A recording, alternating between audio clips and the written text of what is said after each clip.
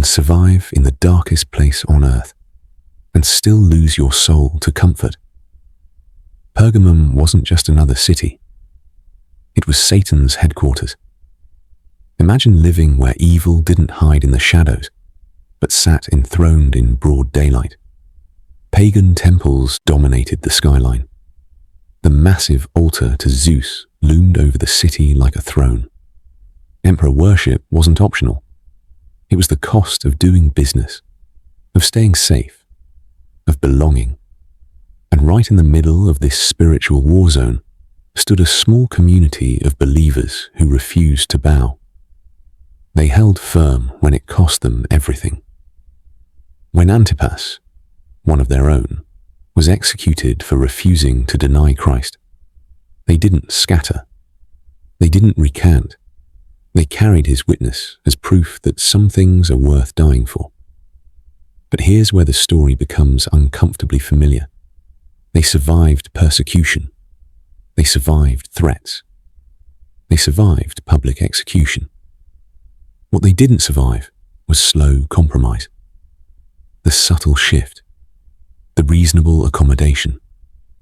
Some began to say, does it really matter if we attend a few ceremonies? It's just business. Others whispered, everyone's doing it. How else can we provide? God understands. Jesus names it clearly. This is the teaching of Balaam, the prophet who couldn't curse God's people directly, so he taught their enemies how to seduce them instead. Not destruction by force, but compromise by comfort. And how many of us face the same danger? We'd stand strong in a crisis, but we quietly surrender in everyday choices. We resist obvious attacks, yet give in to subtle ones. Moral shortcuts, ethical grey areas, the quiet trade of conviction for convenience. Jesus doesn't excuse compromise just because persecution was endured. He comes with a double-edged sword. His word, cutting through our justifications and exposing what we've been calling necessary. But notice this. He doesn't abandon them.